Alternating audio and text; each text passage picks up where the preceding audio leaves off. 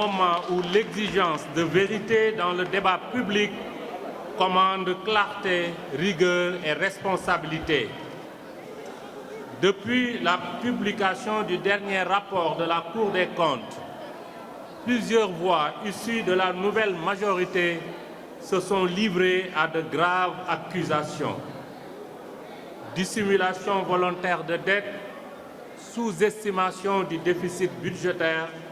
manipulation des chiffres macroéconomiques. Ces allégations, souvent formulées avec légèreté, nécessitent une mise au point factuelle et responsable. Lors de notre conférence de presse du 13 février dernier, nous avions déjà démontré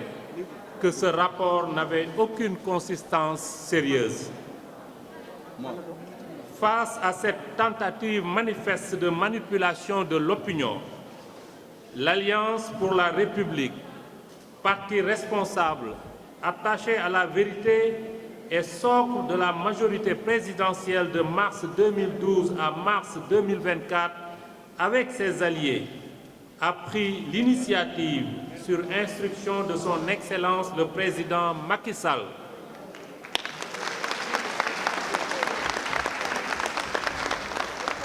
de mettre en place un groupe technique de travail chargé d'examiner en profondeur les observations contenues dans ce rapport. Notre régime tient à rappeler qu'il a toujours agi dans le respect strict des normes de transparence budgétaire, conformément à ses engagements tant envers les partenaires techniques et financiers, mais surtout envers le peuple sénégalais. La Cour des comptes, institution indépendante que nous respectons profondément, a pour mission principale de contrôler la gestion des finances publiques et d'assurer la transparence de l'utilisation des fonds publics. Toutefois, l'existence de ces observations ne saurait interpréter comme une preuve d'acte frauduleux ou de dissimulation. C'est donc dans un esprit de responsabilité, de transparence et de continuité républicaine que nous nous adressons à vous aujourd'hui. Par la voix de M. Pape Malick Ndour, ancien ministre,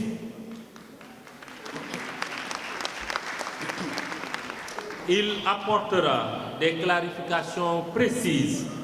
démontrera la sincérité des comptes publics et replacera les décisions prises dans leur contexte économique, social et institutionnel. Je donne la parole à notre camarade Pape Malick Ndour. Monsieur le Président de l'Assemblée nationale, je vous remercie de m'avoir donné la parole. Je m'en vais donc vous lire la déclaration liminaire qui sera automatiquement suivie de la lecture des grandes lignes du document que nous avons fait sur instruction du président Macky Sall. Document qui peut être assimilé à un contre-rapport du prétendu rapport de la Cour des comptes. Depuis son accession au pouvoir, le PASTEF semble animé par une seule obsession, noircir le bilan érogeux du régime précédent et discréditer le président Macky Sall, son parti et sa gouvernance. Les accusations de maquillage des chiffres soulevées ces derniers temps s'inscrivent parfaitement dans cette sillage de diabolisation systématique. Pour rappel, le 26 septembre 2024, le Premier ministre s'est permis, sans la moindre preuve, d'accuser publiquement le précédent régime de manipulation des comptes publics. Quelques semaines plus tard, en pleine campagne pour les élections législatives, il est allé plus loin en accusant un ancien responsable de disposer d'un compte bancaire crédité de 1 000 milliards de francs CFA, soit 1,5 milliard d'euros. D'ailleurs, depuis lors, on n'entend plus parler de ce fameux compte et le peuple réclame au Premier ministre de nous expliquer où en est-on avec ce fameux compte. C'est donc dans ce climat de suspicion savamment entretenu que le 12 février 2025, le prétendu rapport de la Cour des comptes a commencé à circuler sur les réseaux sociaux. Étrangement, le site officiel de la Cour des comptes a été inaccessible pendant 48 heures, empêchant les citoyens d'en vérifier l'authenticité. Depuis lors, les accusations farfelues se succèdent, accompagnées de menaces répétées du Premier ministre, des membres de son gouvernement et de ses proches, exposant ainsi notre pays au ridicule sur la scène internationale. Lors de notre conférence de presse tenue ici, le 13 février dernier, nous avions démontré que ce rapport, ou ce prétendu rapport, dans sa forme comme dans son fond, était biaisé, partiel, politiquement orienté et probablement rédigé sur commande directe du pouvoir en place. Face à cette tentative de manipulation de l'opinion, l'Alliance pour la République, parti responsable et attaché à la vérité, a pris l'initiative en rapport avec ses alliés, dont nous saluons la présence, et sur instruction du président Macky Sall, de mettre en place un groupe de travail pour produire une réponse solide, argumentée, chiffrée et documentée. Ce document a été produit en réponse au document intitulé « Audit du rapport de la situation des finances publiques, gestion 2019 à 2024 » et publié le 12 février 2025 par la Cour des comptes de la République du Sénégal. Ce document, qui, comme je l'ai dit tout à l'heure, peut être assimilé à un contre-rapport du prétendu rapport de la Cour des comptes, est rédigé aussi bien en version anglaise, mais aussi en version française, et sera aussi sans doute traduit dans toutes les langues nationales. Ce document comprend 4 parties. Le rappel des faits, l'analyse aussi bien de la forme, de la procédure et du fond du prétendu rapport, avant donc de faire une conclusion et d'y annexer les documents que nous avons à notre disposition. Ce contre-rapport sera transmis ainsi aux partenaires bilatéraux et multilatéraux, mais aussi sera mis à la disposition du public et publié sur un site dédié. Au-delà des éléments déjà exposés lors du point de presse du 13 février 2025, je m'en vais alors vous présenter les grandes lignes. Les nouveaux faits contenus dans le rapport et qui confirment la supercherie orchestrée avec la complicité active, non pas de la Cour des comptes, mais de la Chambre des affaires budgétaires et financières. Mais avant toute chose, nous tenons à faire quelques précisions sur la production du rapport. Il est important de signaler que la Cour des comptes établit son rapport sur la base de celui présenté par le gouvernement. En réalité, comme d'ailleurs l'a rappelé le premier président de la Cour des comptes, et contrairement à ce que les autres ont voulu faire croire au peuple sénégalais et à l'opinion internationale, la Cour des comptes n'audite pas en l'espèce les comptes publics, mais établit un rapport sur celui présenté par le gouvernement. Dans le cas présent, il convient de signaler que la Chambre des affaires budgétaires et financières n'a point établi le rapport, mais a validé un rapport de l'Inspection générale des finances, organe interne au ministère des Finances et du Budget. Ça, c'est une précision. Et nous le disons de manière claire, nette et précise. Ce rapport n'émane pas de la Cour des comptes, mais émane plutôt du ministère des Finances à travers l'IGF. Parce qu'ils ont essayé de faire croire ça au peuple sénégalais, ce qui était archi faux. Mais au-delà, il est important aussi de rappeler que la procédure qui a été adoptée a été viciée dès le départ. En réalité, le prétendu rapport a été élaboré et adopté par la seule Chambre des affaires budgétaires et financières et non dans le cadre de l'Assemblée de toutes les chambres réunies, conformément à l'article 19 de la loi organique sur la Cour des comptes qui dispose que la Cour des comptes siège en Assemblée des chambres réunies pour adopter le texte du rapport public général annuel, du rapport sur le projet de loi de règlement et de la déclaration générale de conformité, entre autres. Autrement dit, la Cour des comptes ne s'est pas réunie, toute chambre réunie. Excusez de la répétition. Donc à ce propos, attendu que le rapport sur la situation des finances publiques peut être considéré comme une synthèse des rapports annuels, son adoption, dans les principes, devrait au moins faire l'objet d'une séance en Assemblée des chambres réunies. Madame, les chambres bi def ci olof dafa liggéeyu l'ensemble des chambres réunies moo tax ñun on conteste ce rapport. De même, il est important de préciser que des informations crédibles confirment une procédure d'audit viciée et tendancieuse,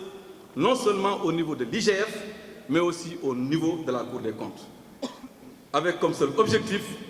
de jeter le discrédit sur la gestion 2019-2024, cette belle gestion du président Macky Sall, marquée par les belles réalisations que nous tous nous avons vues. Nous avons en notre possession des informations crédibles qui créditent la thèse selon laquelle, au sein même de la Cour des comptes, un malaise s'est installé sur les conditions d'élaboration du présent du rapport, qui sans doute violent les dispositions légales et vont dans le sens d'une grossière manipulation. Ainsi, des manquements graves qui ont accompagné la production de ce rapport remettent fondamentalement en cause son authenticité et sa crédibilité et montrent l'étendue de la supercherie. Nous le savons aujourd'hui.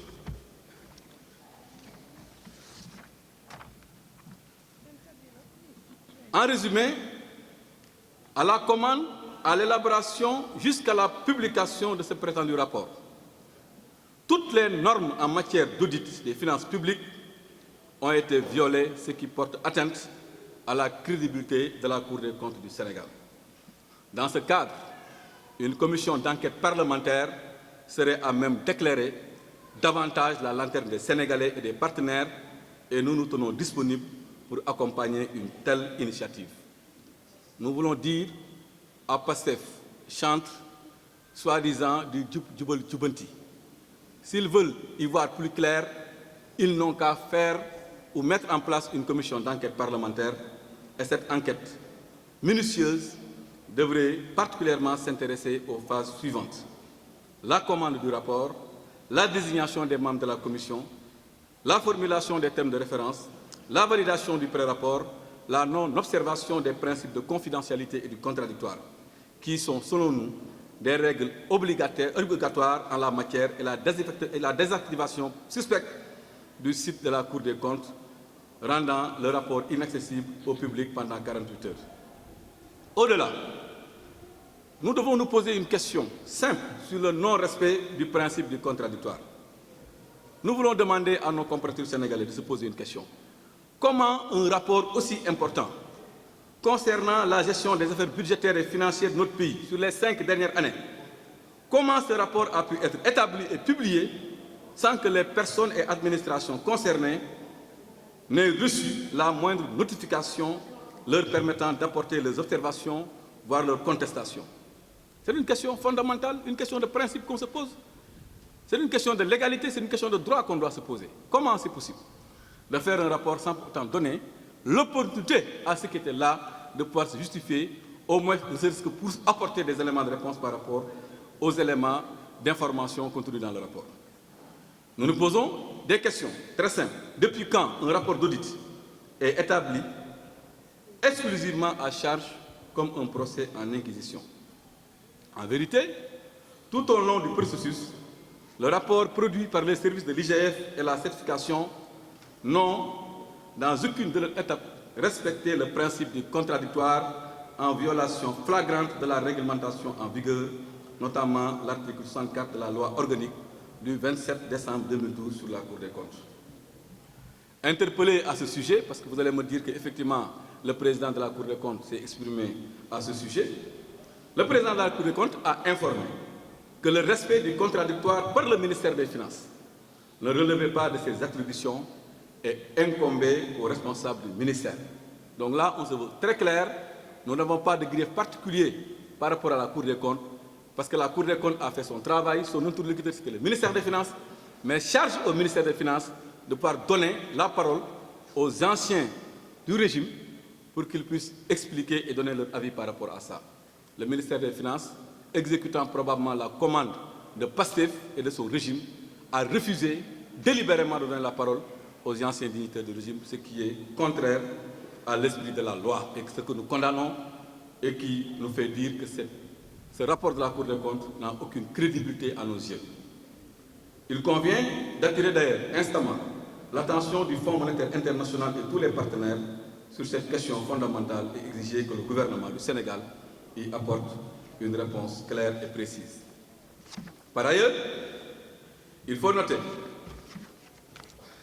que deux versions, nous disons très clairement, deux versions du prétendu rapport circulent depuis lors dans le pays. Nous tous, nous l'avons vu. Les gens n'en parlent pas, mais c'est ça la réalité. Sur Internet, nous avons vu deux rapports qui circulent. L'un qui est signé et l'autre qui n'est pas signé. Et nous pensons qu'un rapport signé est plus crédible qu'un rapport qui n'est pas signé. Mais il est important que vous soyez entretenus sur le contenu du rapport qui a été signé. Donc pour dire que dans la version dite provisoire, ne figure guère les données relatives à la dette bancaire. Alors que cette histoire de dette bancaire-là, qu'on nous parle de 2000 milliards, ne figure pas dans le rapport qui a été signé. Car la Cour des comptes, dans ce rapport signé, elle-même a avoué n'avoir pas les moyens matériels de tracer les opérations de remboursement. C'est pourquoi nous disions qu'ils ont mélangé les opérations de trésorerie avec les opérations de dette. Dans la version définitive, ce qu'ils ont mis sur Internet qui n'a pas de signature, les montants, curieusement, apparaissent avec comme désignation dette bancaire hors cadrage ou dette cachée. Mais compte tenu des montants en question et des interrogations et commentaires soulevés, la Cour des comptes a l'obligation et le devoir de communiquer pour expliquer comment elle a remplacé le terme opération de trésorerie par dette bancaire hors cadrage. Ça, c'est une question de droit et nous prenons la balle au rebond parce que c'est le premier président de la Cour des comptes qui dit lui-même qu'ils sont prêts à communiquer avec les populations. Donc nous leur donnons des pistes de communication. Ils n'ont qu'à nous expliquer ce qui se passe entre ces deux rapports. Maintenant, à propos de la saisine du Fonds monétaire international par l'APR, parce que vous tous, vous avez vu ces derniers temps, on avait informé que l'APR avait saisi le Fonds monétaire international. Il faut qu'on vous explique le principe. Pourquoi nous avions saisi le Fonds monétaire international? En tant que responsable, notre saisine du Fonds monétaire international, il faut que vous le sachiez, n'avait nullement pour but de salir le gouvernement en place, mais visait plutôt à apporter des réponses rigoureuses, chiffrées et argumentées face à des accusations infondées. Notre objectif en tant que républicain et patriote est de faire en sorte que le Sénégal ne soit pas pénalisé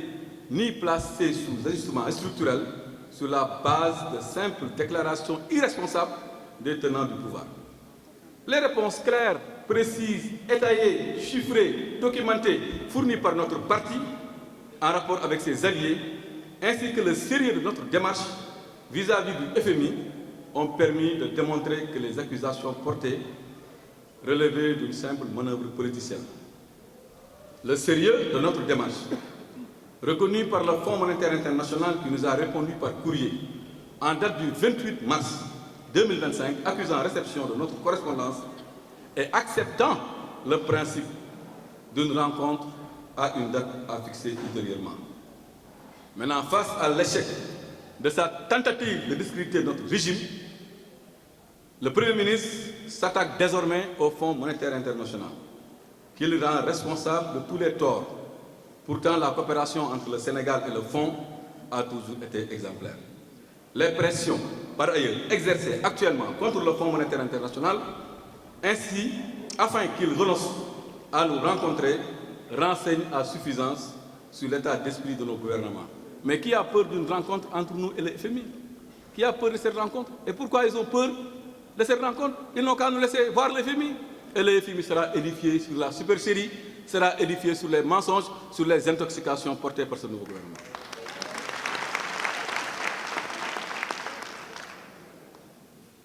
De la défaite maintenant du régime de PASTEF dans la bataille de l'opinion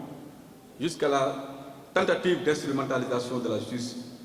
il y a beaucoup de choses à dire. Le parti PASTEF a tenté de mobiliser l'opinion publique autour du prétendu rapport allant jusqu'à lancer un appel à une marche nationale pour exiger la mise en accusation du président Macky Sall. Dans cette logique de manipulation, le pouvoir en place a cherché à instrumentaliser la rue en appelant les Sénégalais à descendre massivement pour exprimer leur indignation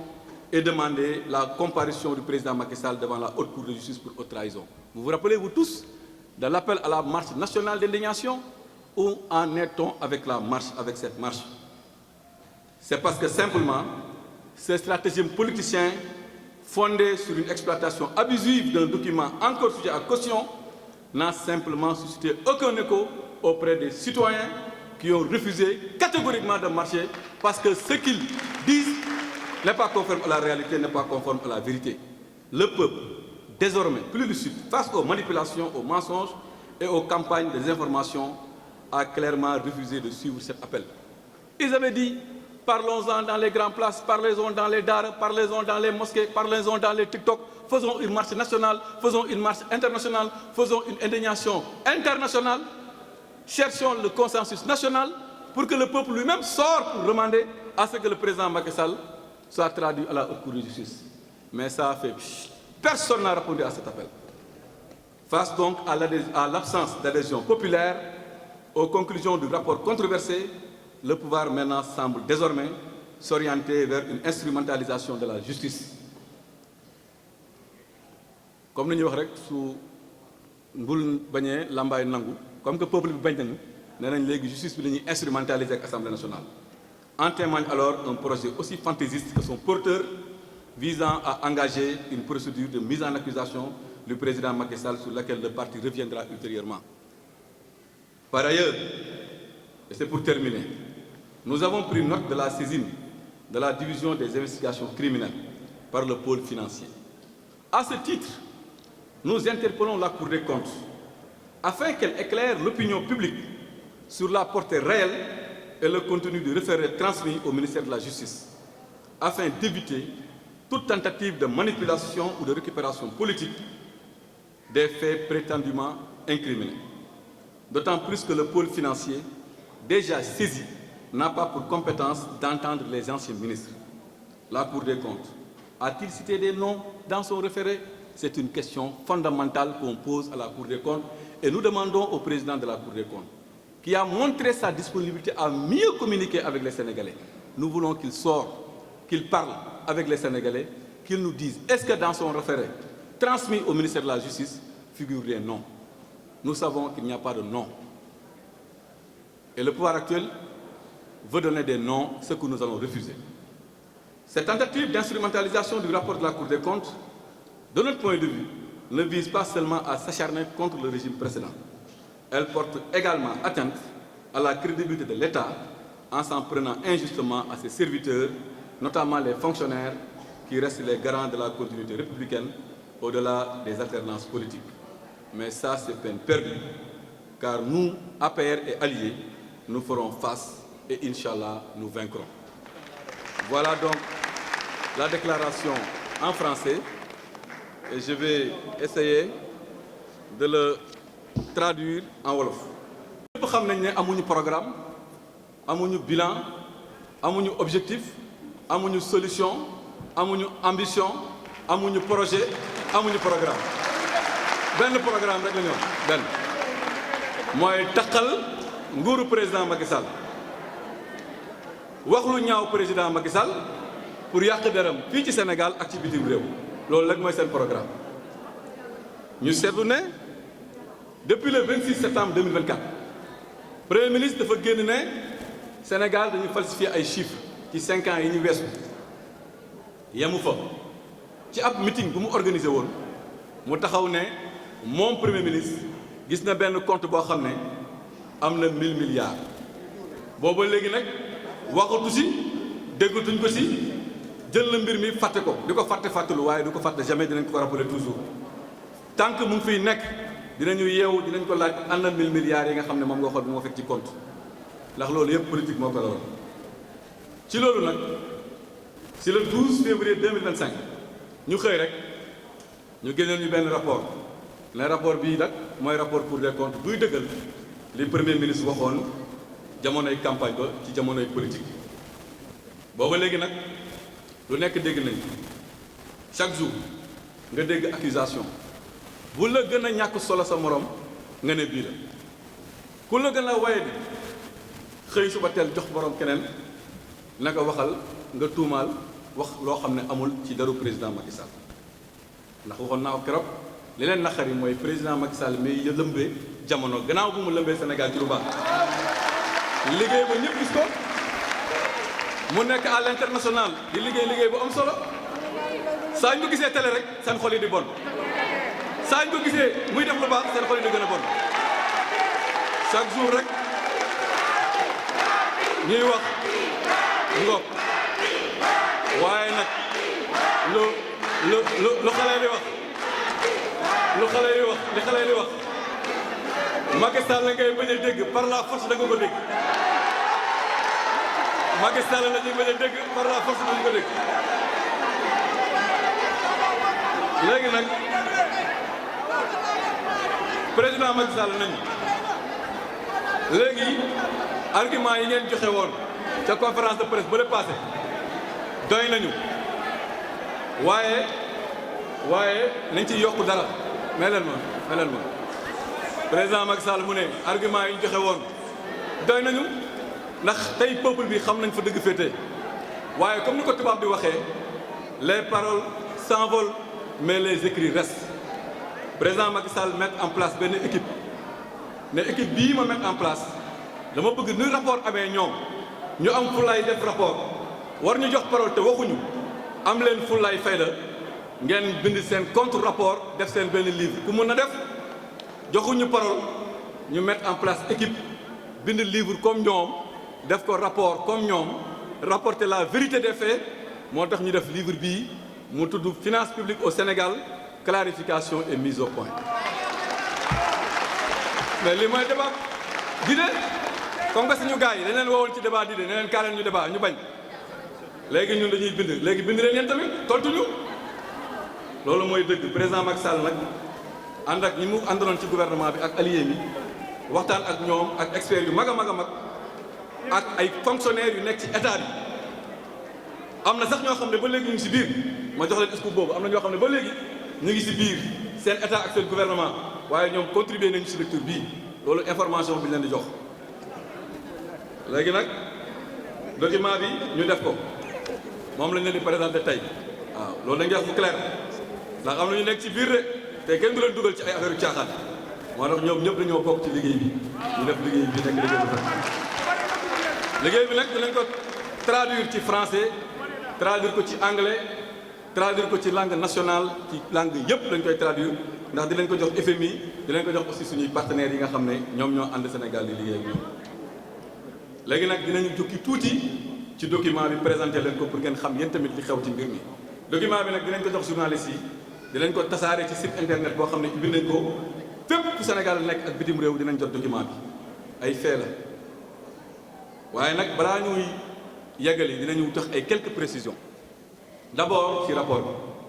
bi yéen bu rapport bi génnee lan la ñu wax sénégalais yi dañ leen waxoon ne leen Cour des comptes moo bind rapport moo taxal nguuru président Macky Sall président Cour des comptes moo leen tontu ne leen rapport bi askanewul Cour des comptes Cour des comptes bind ko de président Cour des comptes moo ko wax ñoom IGF bi nga xam ne entité la ci ministère des finances ñoom ñoo def seen rapport bind ci lu leen neex Cour des comptes ñu jox ko moom itamit mu joxe ci ay appréciation am bëri na sax d'ailleurs ay appréciation yoo xam ne d'accord ñu ko ak ñoom lu tax ñun d'accord ñu nag ak Cour des comptes mooy loi bi dafa wax ci wàllu budget état muy loi de règlement wala yenn textes yoo xam ne dañu ko war a adopté soo ko àndee Cour des comptes Cour des comptes càmbar ko Cour des comptes ay néeg la yu bëri yu nekk ci biir ay chambre yu bëri yu nekk ci biir wala nga ne ay koñ yu bëri yu nekk ci biir la su fekkoon commune la da nga naan ay quartiers yu bëri yu nekk ci biir su fekkoon kër la nga ne ay néeg yu bëri yu nekk ci biir su fekkoon dëkk la nga ne ay régions yu bëri yu nekk ci biir waaw ñuy waxtaanu Sénégal ñu ne région yëpp dañoo war a teew ñu gis ne benn région rek moo jóg muy région de Dakar taxaw wax lu ko neex ne dafa engagé région de Fatick région de Thiès ak région de Diourbel wala ñuy waxtaanee loo xam ne si kër ga la xewe benn borom néeg rek génn ne lii laa xalaat bàyyi yeneen borom néeg yi wala ñuy waxtaanee ci quartier bi benn kër rek taxaw ne moom li muy wax moo engagé lépp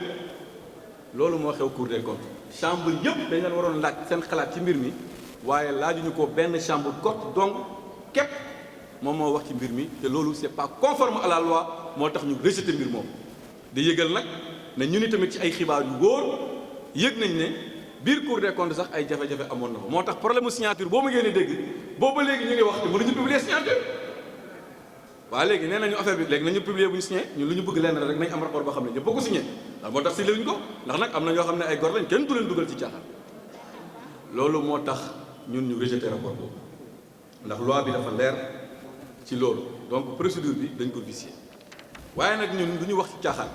comme que ñoom la Sénégalais jox majorité assemblée nationale te ñoom nee nañ dëgg rek lañ bëgg jubal jubanti jox nañ leen sujet de jubal jubanti ils n'ont qu'à créer une commission d'enquête parlementaire dem Cour des comptes laaj leen ci ban anam la ñu defee mbir mi fan lañ commencé fan lañ tàmbalee suñ ko defee lambaay dina ñaaw si ñoom de waaye su fekkee dëgg rek lañ bëgg lañ ko def nañu dem ci commission d'enquête parlementaire ñun on est prêt accompagner leen ci initiative boobu duñ leen jamais nag duñ leen accompagner ci initiative yàq Sénégal waaye initiative boobu moom jour bu ñu ko tegee su ñu amee fit rek nañu ubbi commission d'enquête parlementaire incha allah dañ leen ci jàppale te dinañ leen jox preuve que ne bëri na lu ñu wax ci rapport bi te amul. fan lañ teg nag ne rapport bi li ko teg amul gannaaw li ma wax yëpp mooy rapport xanaa xale sax su nekkee sa kër ñu tuumaal ko da nga ko jox la parole ne ko lan nga xalaat ci lii waaye nga def sa rapport ñu ne ñi nga tuumaal ana ñu war leen jox opportunité pour ñu joxe la version des faits comme Cour des comptes nu mu ko yàgg defee selon article 64 bi nga xam ne moom moo mettre en place Cour des comptes waaye kenn ci responsable yi fi nekkoon joxuñu la kàddu tey ñun dañu ñoo leen jox kàddu tey moo tax ñu mën a bind lii waaye nguuru Sénégal ci Cour des comptes ak état Sénégal dañoo refuser donner la parole aux responsables yi nga xam ne ñoom ñoo fi nekkoon mais qui a peur de donner la parole à Amadou Ba qui a peur de donner la parole à Abdoulaye Daouda Diallo qui a peur de donner la parole au directeur général du Trésor qui a peur de donner la parole à l'ancien régime par rapport à cette question soo bëggee dëgg kay nag leen di jox ñu wax sénégalais yi mën a atte waaye defuñu ko dégg nañ barki démb nag président Cour des comptes mu dégager sa responsabilité li mu wax ñëpp dégg nañ ko lan la wax dafa ne man de état bi muy ministère des finances mooy sama interlocuteur su ma waree respecter principe contradictoire moom laa war a considérer gàcce ngaa laa ma Cour des comptes sikkuñu Cour des comptes de waaye nguur gi dañu sikk ndax suñu la joxee mbir ne la Massamba ak Demba la concerné ñoom ñoo fi nekkoon démb da nga war a am fulla ak fayda woo Massamba ak Mademba ne leen Massamba Mademba ñu ngi lay tuumaal fii de kaay nga leeral loolu la ministère des finances bañ ndax xam na ne su leen joxoon parole dinañ leeral mbir mi te mbir mi dina leer donc le principe du contradictoire n'a pas été respecté le Sénégal yëpp xam ko joxuñu kaddu ñi nga xam ne ñoom ñoo fi nekkoon donc tuumal leen ci ay caaxaan loolu moo tax ñu rejeté la Cour des comptes li ñu wax. beneen bi ngeen xam ko ak ngeen ñàkk ko xam ñun ñëpp gis nañu ne am na rapport buy circuler sur internet waaye rapport boobu nag li ko différencier ak beneen rapport bi mooy rapport boobu dañ ko signé waa léegi yéen da ngeen gis rapport bu ñu signé di ko bàyyi di topp rapport bu ñu signé wu rapport boobu nag nga xam ne signé nañ ko mbiru dette bi ñuy wax nii muy dette bancaire bi nga xam ne dañ ko évaluer à 2000 milliards rapport boobu waxul ci 2000 milliards yi dafa ne lii mënuma ko considérer comme dette ndax dette dafay am remboursement tant que xaw ma remboursement ndax am na wala amul dama ko considérer comme dette loolu la wax de manière claire nette et précise yooyu ñëpp mën ngeen ko lire il dit de manière claire je ne peux pas considérer ces montants dans ce rapport parce que je n'ai aucune idée sur le remboursement donc man jàppewu ma ko dette ñu jékki-jékki beneen rapport bi xaw ma dafa am pression xaw ma dafa am politique ci biir ñu ñëw dugal ko ci moo tax Cour des comptes bi ñu ngi koy interpeller ci loolu lañ ñu leeral entre les deux rapports lan moo tax ñu dugal mbir mi loolu te dugal ci ko bu yàgg donc loolu aussi mooy wane ne Cour des comptes war na expliquer Sénégalais yi gën a mën a xam léegi nag mu des ñaari question yoo xam ne war nañ ko mën a poser waxtaan ci bu njëkk bi mooy Fonds monétaire international loolu dama bëgg ngeen bàyyi si xel bu baax a baax keroog dégg nañu premier ministre mu dem énervé mer xas na Sénégal ba Sénégal rap mu ne léegi Sénégal doyatuma léegi Fonds monétaire international lay xas mais sénégalais yi nañu wax ne dëgg kan moo dugal FMI ci dossier bi mais ñun dugaluñu FMI ci dossier bi l'APR n'a jamais prononcé le mot de FMI le mot FMI ñun mosuñu tudd turu FMI ci rapport mais lan moo xew fii bu FMI ñëwee dañoo jël micro yi ñoom parce que je parle sous le contrôle des journalistes ñoom ñëpp soleil def à la une le FMI valide les chiffres du Sénégal le FMI confirme Ousmane Sonko mel ni que ne FMI c'est une institution boo xam ne comme Superman moom moo waroon ñëw pour atte ñu ñun ak ñoom loolu ñoom ñoo ko wax wala waxuñu ko. donc Ousmane Sonko su waxee ne ñun dañoo am complexe FMI moom moo am complexe FMI moom ak waa parteem ndax ñoom ñoo fi njëkk a tudd FMI ne FMI atte nañu ak waa APR. d'ailleurs même moom moo ñu jàngal bind FMI ndax moom moo njëkk bind FMI en 2018 wax na ko barki démb moom barki démb moo xëy mu ne moom en 2018 bindoon na FMI lettre waaye nag li ko naqari nag ci lettre bi ñu def ñun mooy moom bi mu bindee FMI en 2018 FMI dafa ko ne man faalewuma la tontuwuma la dégluwuma la ñun ñu nekk opposition jël place am ñu bind FMI nañu dinaa leen faale dinaa leen tontu dinaa leen déglu gis naa li ngeen bind leer na nañ FMI moo ñu wax loolu ko naqari mais su fekkee xamul lu ñuy waxee FMI na ñooñu jàngal ko lu ñuy waxee FMI xam-xam ngay wax ak moom doo wax ak moom ci ay càkkac ci ay lu amul ci ay wax yoo xam ne waxu naxa sa xëndëg la FMI xam-xam chiffre document ngay waxee ak moom te noonu lañu waxee FMI moo tax soo xoolee document bi ñu def bind nañ lettre bi ñu bind FMI yéen ñëpp ngeen am ko tey pour la première fois da ngeen xam ñun lan lañ bindoon FMI ñun xam nañ pression yi ñuy def FMI booba léegi bu FMI waxee dañuy recevoir ba léegi ñu ngi def ay pression yu am solo FMI pour FMI ba ñu recevoir mais qui a peur d'une rencontre entre nous et FMI qui a peur de cette rencontre entre ñun ak FMI ku bëggul ñu rencontrer FMI moo tax ñuy manipuler dégg naa barki démb ñu ne FMI musul wax na daf ñuy recevoir moo tax ñun dañuy publier officiellement la lettre du FMI mu ngi nii képp ku doon weddi ndax FMI recevoir na wala recevoir on brandit la lettre du FMI signature la def gis ngeen ko signature def nañ ko ci rapport bi waa léegi ñun est-ce que mën nañ trafiquer ay signature FMI le FMI dit en résumé ceci: les points que vous soulevez dans ce courrier et sur lesquels vous souhaitez échanger avec nous ont été bien notés maanaam li ngeen wax noté nañ ko bu baax a baax mu ne représentant bi ne je suis disponible pour en discuter et vous reviendrez dans les prochains jours pour fixer la date de la rencontre sollicitée. FMI ma wax loolu jot naa seen lettre li ngeen wax ci xam ngeen ko teg nangu nañ ko noté nañ ko da ngeen bëgg ñu waxtaan ci mbir mi incha allah dinañ waxtaan ci mbir mi ndax leen tiital mooy dañoo wax FMI ne dañ leen ñëw toog ak yéen jox leen ay documents publics ak ay documents confidentiels documents confidentiels yooyu nag moo leen jaaxal waaye le moment venu nañ ko présenté ñëpp xam dëgg bi fu mu féetee waaye nag ñu ngi dalal seen xel ñoom waa Pastef ñu ngi dalal xelu sénégalais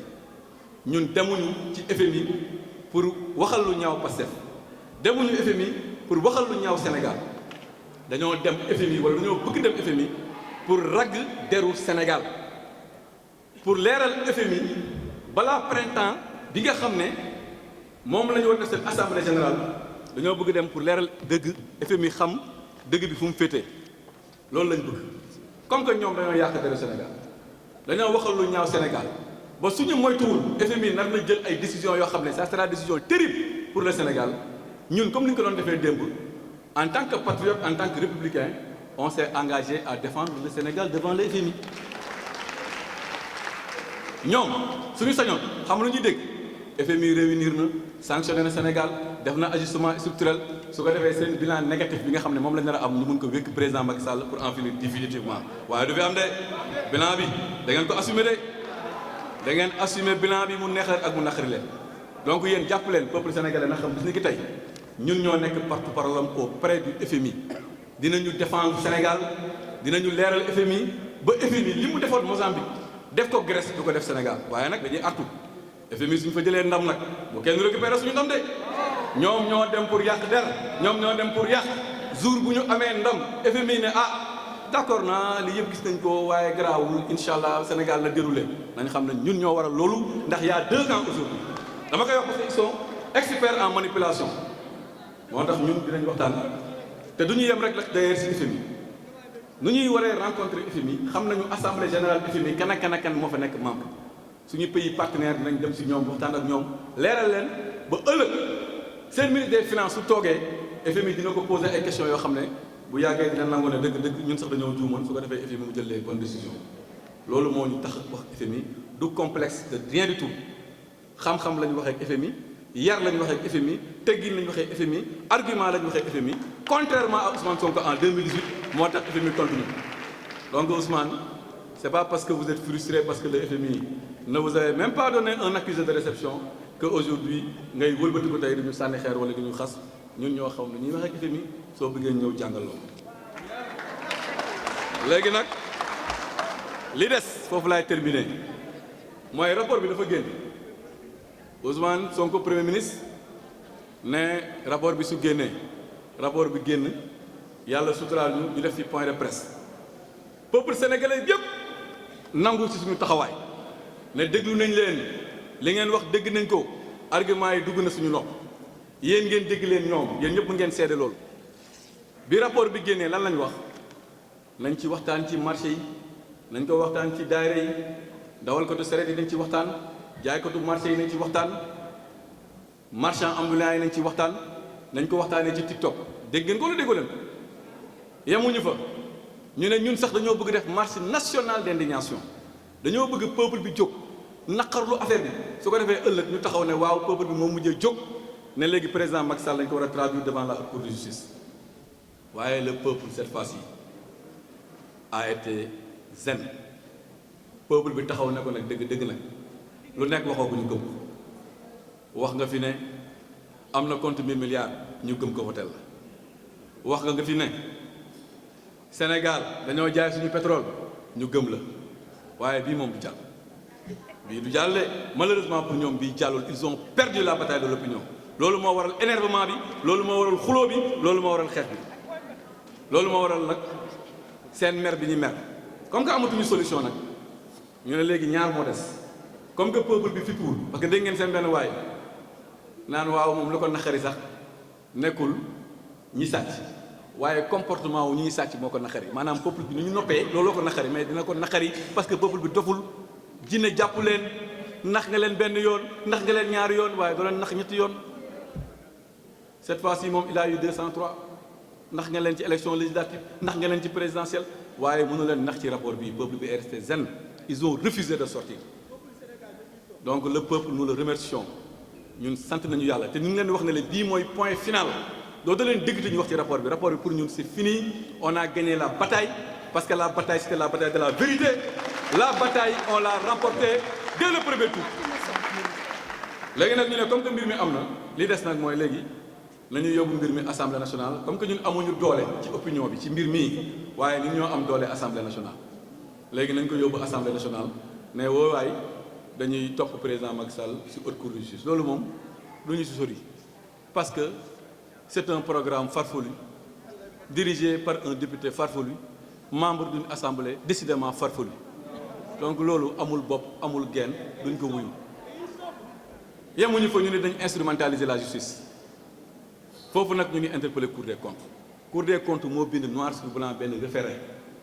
jox ko ministre de la jeunesse ministre de la justice ne ko damaa bëgg nga def lii comme que dëkk bi instrumentalisation daf ci bëri Cour des comptes monsieur le président de la Cour des comptes nous vous avons entendu dégg nañ la dernière fois nga ne da ngaa bëgg communiquer pour sénégalais yi gën a xam Cour des comptes vous avez une occasion unique pour communiquer avec le peuple sénégalais monsieur le président def nga un référé damaa bëgg suba wala gannaaw suba nga def conférence de presse nga jox ñu le contenu du référé lan moo nekk ci biir ndax yow tudd nga tur wala fee yi nga tudd yan fee la dañ ko xam parce que lu ñuy bañ mooy léegi-léegi nga gis ñu génn commencé topp ay nit soo leen laajee ñu ne way topp ñu kenn Cour des comptes moo topp Cour des comptes c'est une institution indépendante donc président de la Cour balaa werante boobu di fi am génnal nga wax ñu kan ngay topp ndax ñun sa rapport tuddoo ci tur waxoo ci fee bu ñuy incriminer ñu dégg ñu ne am na référé lan moo leen leerul ñun lan moo ñu leerul ne référé bi c'est pour dire tout est gongo jarul poursuite ñoom ñu jël ko utiliser ko à des fins politiciennes loolu moo tax on appelle la Cour des comptes mu génn mu wax su ko defee mbir mi leer Sénégal yëpp xam lan moo xew ci mbir mi waaye li leer ba leer daal mooy mbir mi li ko tax a jóg mooy politique yàq deru président Macky Sall te tuuti nañ ci wax naa ko sànq président Macky Sall lu mu liggéey dafa leer lu mu liggéey dafa rafet président Macky Sall liggéeyam moo tax institution bu toll ni moo Ibrahima nga xam ne ñëpp xam nañ ko ci bonne gouvernance ci topp bonne gouvernance ñu sauté ñëpp mu nekk daanaka le premier sénégalais boo xam ne dafa bokk ci moo Ibrahima waaye ñu gis ñoo xam ne su fekkoon millions de personnes la ñu doon wër ñu war a bokk ci moo Ibrahima ñoom duñ leen choisir tey soo doon topp su fekkoon moo Ibrahima xam nga ay 100 personnalités ay 50 personnalités mais su fekkoon moo Ibrahima 1 million de personnes lay wut ñi fi nekk sax duñ ci bokk ñeneen réew la ñuy jël wala ñeneen nit la ñuy jël seen xol yi di bon ñu ne léegi nañ ko gàkkal nañu yàq deram tuuti nañu si yàq deru président Macky Sall mënuñu ko te xamuñ ko président Macky Sall liggéey na fi liggéey bu rafet liggéey bu baax sénégalais yi gis ko liggéeyam jeex mu nekk ci beneen mission àdduna soxla ko waaye ngeen ne doo ko gis télé doo ko gis si fenn te ñoo dem wax ak moom su ko defee léeg-léeg mu wax ak gars yi ne leen waaw xanaa da ngeen fàtte sama gars yi lañ nekk ci réew ma ngir yàlla boole leen ci affaire yi ñoom léeg-léeg ñu rencontré leen wax ak ñoom mais nga nekk fii comme ni ko xale bi di waxee rek Mali Guinée Gabon Sierra Leone foofu ngay yem loolu doxalul mbir mi sénégalais yi nañu taxaw farlu taxaw ñoom nee nañ ay balayeur lañu woon sénégalais yëpp nañu jóg incha allah avant 2029 nous allons balayer les balayeurs. Les balayeurs seront balayés, Inch'Allah, avant 2029. Je vous remercie. Léegi nag dinañu terminer par fàttaliku suñuy camarades yi nga xam ne ñoom la ñu jàpp ñu nekk ci kaso bi muy Farba Ngom di Tahirou Sarr di Ablaye Ndiaye di le grand Abdou Nguer résistant ñu ngi koy bàyyi xel bu baax di ko féliciter di ko encourager waaye Assane Diouf aussi fàttewuñ ko Lat Diop notre camarade moom tamit fàttewuñ ko waaye nag di fàttaliku les prisonniers à ciel ouvert les 30 000 licenciés du Sénégal ñooñu mooy ñi Ousmane Sonko tëj ci kaso bi te yóbbuñu leen kaso mooy c'est les prisonniers à 30 000 licenciés. Assane Diouf aussi ñu ngi koy fàttaliku di fàttaliku aussi les 312 policiers remerciés nga xam ne ak Samuel Sarr les 312 policiers remerciés foofu laay terminer ak lépp lu ñu def ci réew mi lan lañ leen di fayee naan ay marchands ambulants la ñu woon ak ay taxalookaat la ñu woon ñun jàppee nañ leen loolu ay nit ñu am fulla ak ñu fayda lañ leen jàppee. ñu ngi bàyyi xel aussi suñu frère Samuel Sarr di wax ne Sénégal mu ngi nii on va porter la résistance on sera prêt et on fera face à ce pouvoir de Pastef su ko defee ñu gaaw fee jógee ndax buñ fi nekkee ba léegi dara doxul réew mi nga ngi dellu ginnaaw Sénégal lañ gën a sonn ñu ngi leen di ñaax nag au lieu ñu continuer li ñuy def nañu gëstu béykat yi nañu gëstu ñi nga xam ne aussi fayekuñu bourse de sécurité familiale loolu moo gën caaxaan yi nga xam ne moom la ñu nekkee loolu moo nekkoon message bi maa leen di sant di leen gërëm.